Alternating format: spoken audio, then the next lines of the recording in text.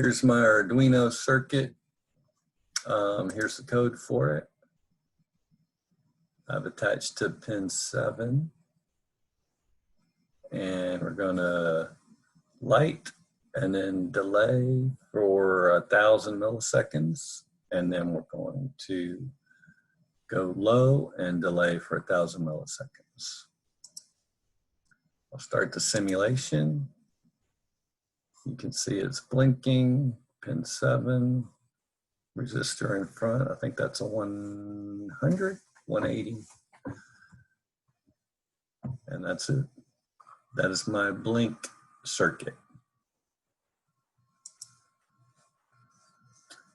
Have a nice day.